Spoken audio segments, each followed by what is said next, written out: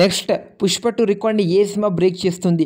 Day 1 కావచ్చు 300 నుంచి 1600 కోట్ల గ్రాస్ అయితే ఫాస్టర్గా అయితే కొట్టుకుంటూ వెళ్ళింది పుష్ప 2 సినిమా. కానీ ఈ సినిమాని రికార్డ్ని ఏ సినిమా బ్రేక్ చేస్తుంది?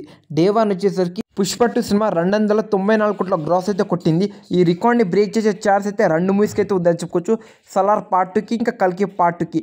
పుష్ప 2 రికార్డ్ ఫాస్టర్గా 1600 crore కొట్టే కెపాసిటీ ఉన్న 2 కాదు 5 మూవీస్ అయితే ఉన్నాయని చెప్పుకోవచ్చు.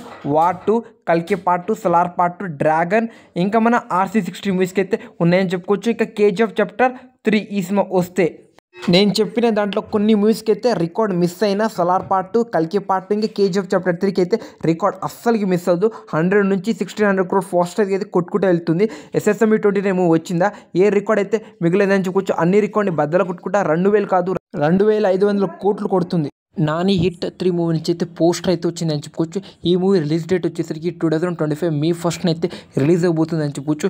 ఈ పోస్టర్ అయితే నిజంగా అరాచకం లెవెల్ అయితే ఉందని చెప్పుకోవచ్చు. నాని లుక్స్ కావచ్చు ఇంకా బ్యాక్గ్రౌండ్ విజువల్స్ నెక్స్ట్ లెవెల్ అయితే ఉందని చెప్పుకోవచ్చు. హార్స్ ఇంకా నాని విజువల్స్ అయితే అదిరిపోయిందని చెప్పుకోవచ్చు. మీకు ఎలా అనిపించింది నాని లుక్స్ ఆ పోస్టర్లో కామెంట్ చేయండి.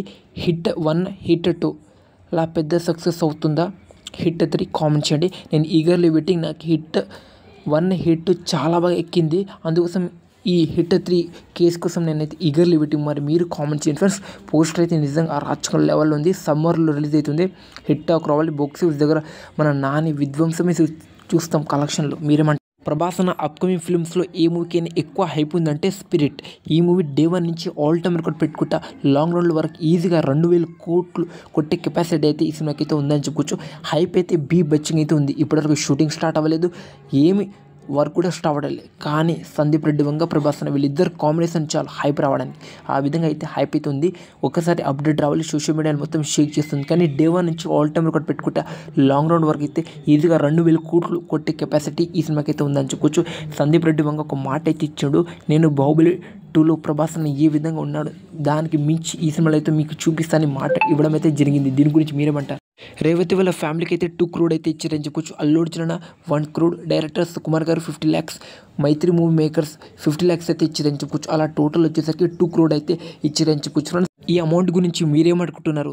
రేవతి వాళ్ళ ఫ్యామిలీకి అయితే 2 crores ఇచ్చారు. అది ఆ అమౌంట్ తక్కువ అనిపించిందా ఎక్కువ అనిపించిందా మీరేమనుకుంటున్నారు? జెన్యూన్గా అయితే కామెంట్